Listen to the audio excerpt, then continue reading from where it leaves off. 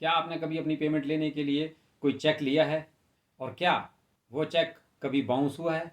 और क्या आपके दिमाग में कभी ये सवाल आया है कि इस स्थिति में आपको क्या करना चाहिए और आपके क्या-क्या इसमें अधिकार हैं?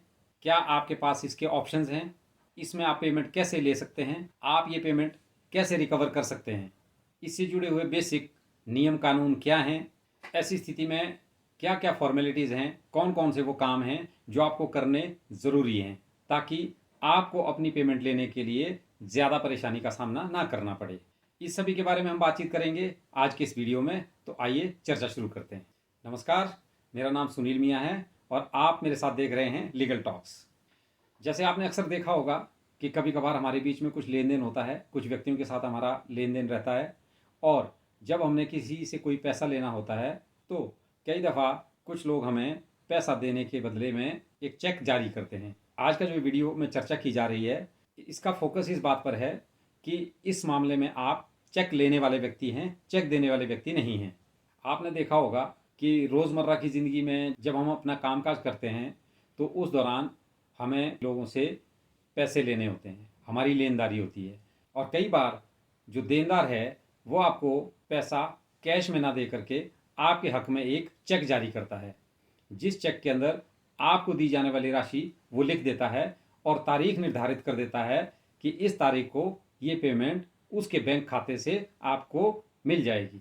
और आप वो चेक लेकर के जो है अपने बैंक जाते हैं, चेक को अपने बैंक में जमा करते हैं, ताकि वह चेक जिस व्यक्ति ने चेक दिया है उसके बैंक में जा कर के वो कलेक्ट होकर के आपके बैंक में वो पैसा जमा होकर के आपके खाते में आपको दे दिया जाए।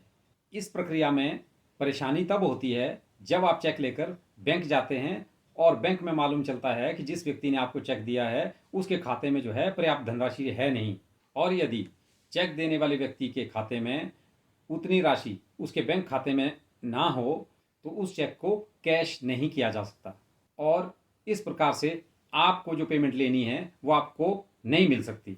इस प्रकार की परिस्थिति में सबसे पहली महत्वपूर्ण बात यह है, चेक के ऊपर ही आपने अक्सर देखा होगा ये लिखा होता है वैलिड फॉर 3 मंथ्स ओनली, यानी जो आपके पास चेक है उसकी जो वैलिडिटी है, उसकी जो वैधता है वो केवल 3 महीने तक है। इसका मतलब ये है कि जिस तारीख से वो चेक दिया गया है, मान लीजिए चेक पर तारीख 1 दिसंबर 2022 है, तो वो चेक की वैधता जो वैलिडिटी है वो 1 दिसंबर से लेकर के अगले 3 महीने तक, यानी 28 फरवरी 2023, ये 3 महीने तक वह चेक जो है बैंक में पेमेंट लेने के लिए वैलिड है। उस 3 महीने के अंदर ही आपने वो चेक बैंक में जा करके जमा करना है ताकि आपको अपनी पेमेंट मिल सके।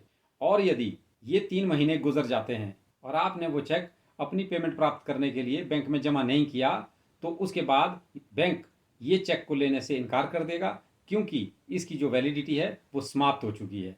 और यदि ये स्थिति हो तो आपके पास पेमेंट प्राप्त करने के और क्या तरीके हैं, इसकी बात हम आने वाले किसी और वीडियो में करेंगे।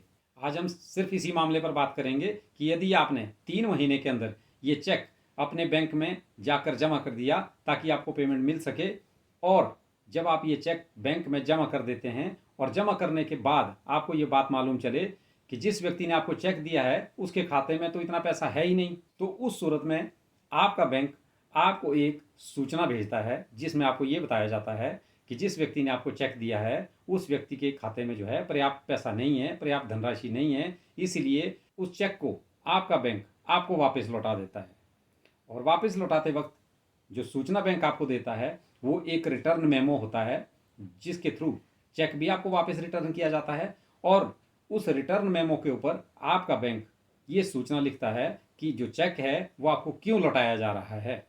आमतौर पर ज़्यादातर मामलों में हमने यही देखा है कि चेक देने वाले व्यक्ति के खाते में पर्याप्त धनराशि नहीं होती है, उस चेक में जितना पैसा लिखा है उतना पैसा उसके खाते में नहीं है, इसलिए पर्याप्त धनराशि ना होने की वजह से वो चेक जो है बाउंस हो गया और आपको आपका पैसा नहीं मिला, तो आपका बैंक ने आपको वो चेक लौटा दिया। इस स्टेज पर अब आपके पास 2 डॉक्यूमेंट है, एक डॉक्यूमेंट आपके पास चेक है और दूसरा डॉक्यूमेंट आपके पास जो है बैंक के द्वारा दिया गया रिटर्न मेमो है।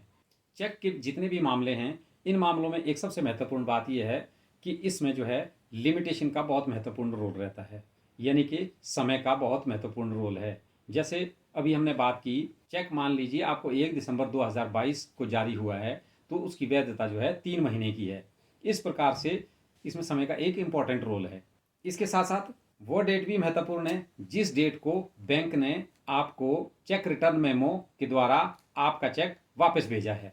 अब हम इसी उदाहरण को लेके चलते हैं कि चेक 1 दिसंबर 2022 का है और मान के चलते हैं कि आपने वह चेक 5 दिसंबर सन 2022 को अपने बैंक में दिया और आपके बैंक ने 2 दिन बाद यानी 7 दिसंबर सन 2022 को आपको चेक रिटर्न मेमो के साथ, और क्योंकि आपको इस बात का पता 7 दिसंबर 2022 को ही चला कि चेक देने वाले व्यक्ति के खाते में जो है पर्याप्त पैसा नहीं है, तो जो आपकी जानकारी की तिथि है वो 7 दिसंबर सन 2022 है। 7 दिसंबर 2022 के बाद जो नियम है वो ये कहता है कि आपको उस डेट से 1 महीने के अंदर उस व्यक्ति को जिसने आपको चेक दिया है उसको आपको एक कानूनी नोटिस भेजना पड़ेगा, जिसके अंदर जो है आप अपने उन रुपयों की मांग करेंगे।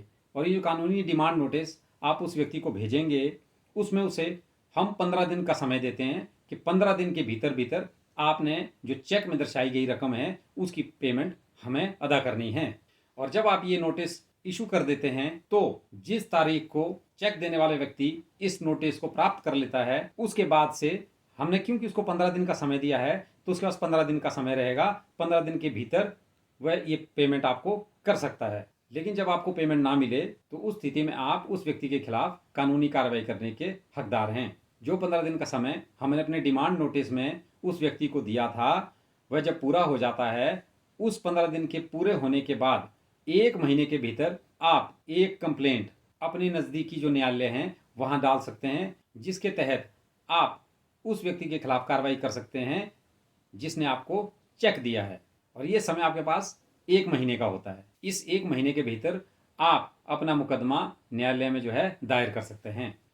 तो इस चर्चा में सबसे महत्वपूर्ण जो बात निकल करके सामने आती है उसमें सबसे पहली बात यह है, जो चेक हमें मिलता है वह 3 महीने तक उसकी वैलिडिटी है, इसलिए हमें उस 3 महीने के अंदर अंदर उसे बैंक में जमा करना होता है।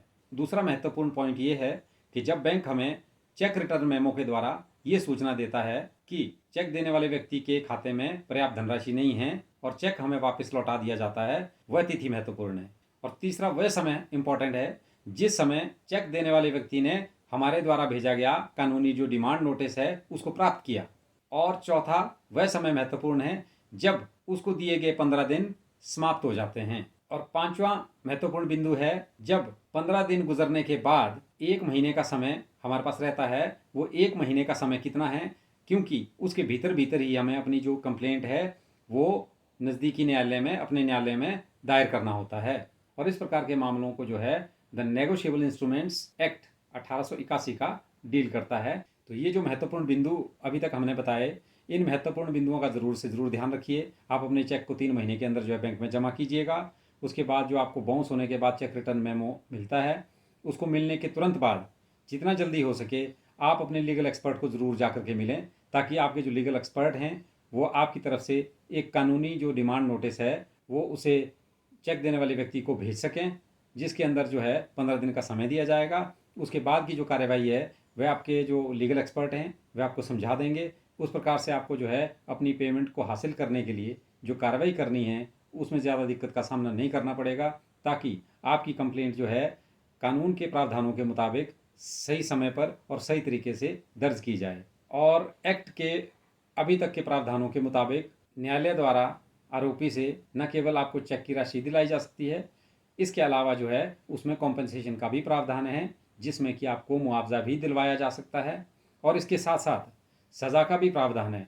और यदि आप अपनी कंप्लेंट में अपने केस को प्रूव करने में कामयाब रहते हैं, उस सूरत में जो है आरोपी को सज़ा का प्रावधान है, जो कि अधिकतम 2 साल तक की सज़ा भी हो सकती है। तो आज की चर्चा में ये एक बेसिक सी जानकारी मैंने आपको चेक बाउंस के बारे में दी। मुझे उम्मीद है आपको ये जानकारी पसंद आई होगी और कभी ना कभी आपके काम आएगी। मैं आपसे गुजारिश करूँगा कि मेरे इस वीडियो को लाइक कीजिएगा, अन्यथा आपके पास डिसलाइक का भी एक ऑप्शन है। इसके अलावा मेरे चैनल को सब्सक्राइब कीजिएगा तथा साथ ही साथ अपने जानकार लोगों के साथ इसको ज़रूर शेयर कीजिएगा, ताकि जो जानकारी ये ज़्यादा से ज़्यादा लोगों तक पहुंच पाए, उनके काम आ सके। धन्यवाद, शुक्रिया, नमस्कार।